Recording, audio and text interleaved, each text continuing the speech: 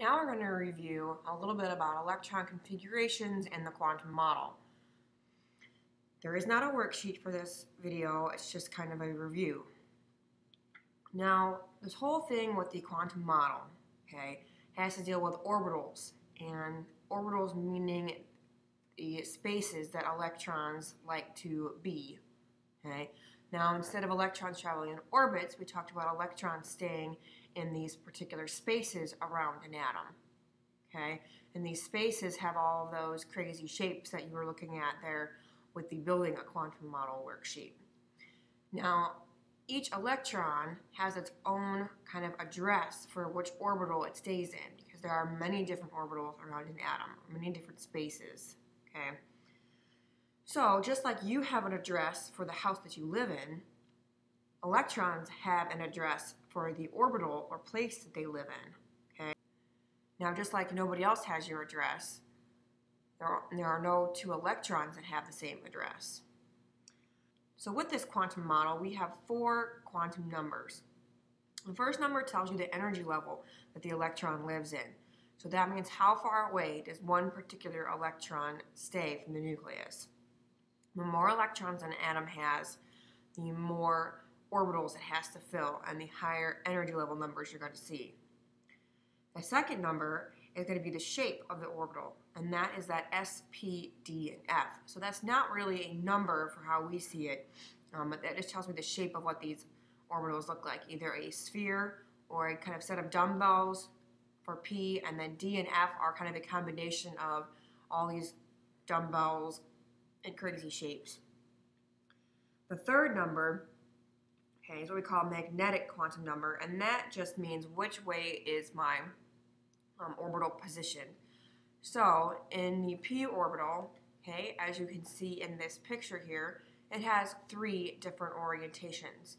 The lobes, the blue and red here, are across the x-axis in the first one, then across the y, and then across the z, just like in your math class, x, y, and z. Now notice how S doesn't have any different orientations, because there's only one way to orient a sphere, like this. And if I turn it, it's still going to be the same. And then we have D's that have the 5 different shapes, and we also then have F's that have 7 different shapes. And just different ways to orient these combinations of lobes and spheres around the axis. And then the last number that an electron gets is the spin of the electron, and those arrows either going up or down. And how do you know which electron's going up and which one's going down in an orbital? The answer is you really don't. We assign one of them to be up and one of them to be down. Okay, so what you see here is all of these orbitals on top of one another, which is really how the atom looks.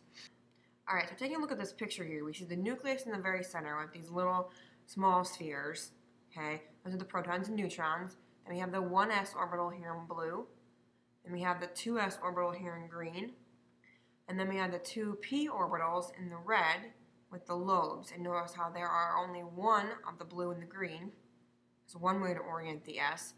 And then there are 6 of the red, because there are sets of 2. And there are 3 ways to orient that set of p orbitals. And then we have the 3s orbital in kind of the gray color. So as you get further away from the nucleus, the orbitals get bigger, and they kind of just build on top of one another.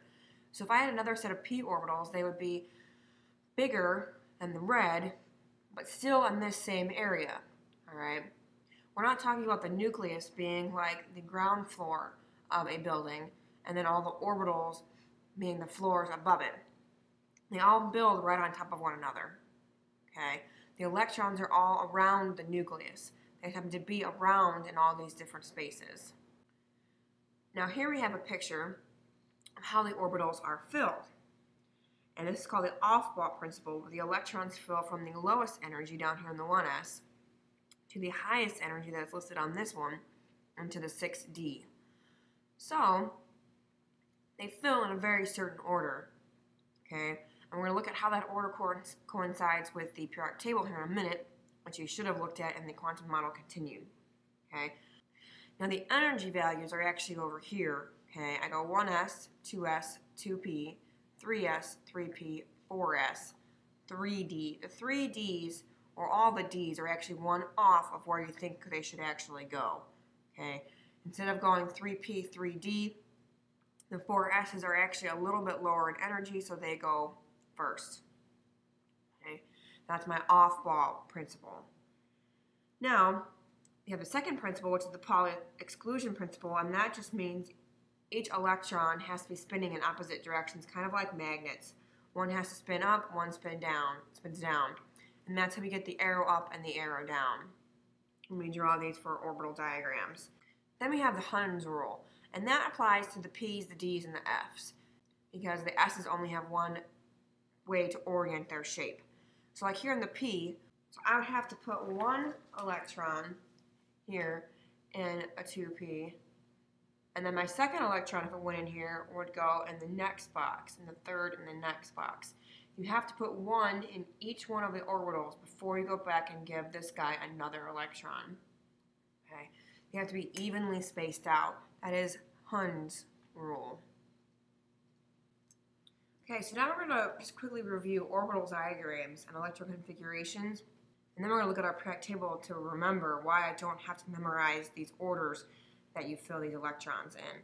So I'll start with nitrogen. Okay, and I know off the periodic table that nitrogen has 7 electrons. Okay, so we start off with the lowest energy on that off-ball diagram, and I go 1s.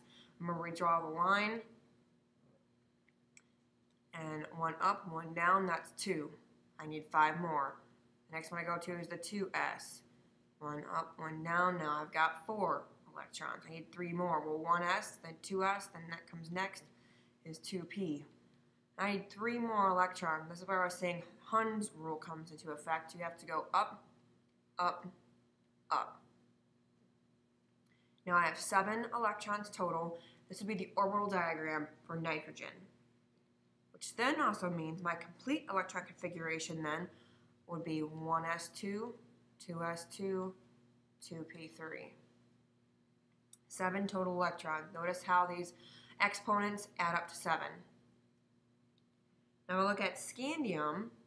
Okay, scandium has 21 electrons.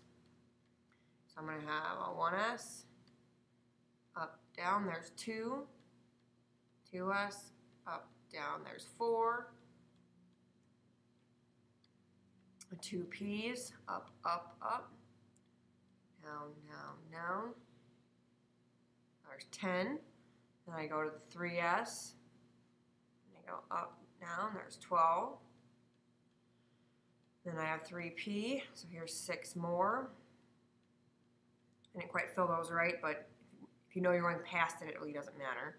3s, then 3p. Not quite to my 21 yet, so I go 4s, up, down. Then come, remember, those 3 Ds. Okay, and I need 1 more. I have 20. Here's 21. Okay, we still draw out all those lines. I always do. It's a good reminder, especially if you're going to have to put a couple more in, that you remind yourself to not go up, down first. So I always draw up all the lines with the P's and the D's, even if they're not filled. So there would be scandium. Okay, and I would go 1s2, 2s2, 2p6, 3s2, 3p6, 4s2, 3d1. Again, notice how my superscripts, or what look like exponents, okay, all add up to 21. And those are just telling you where all those electrons are.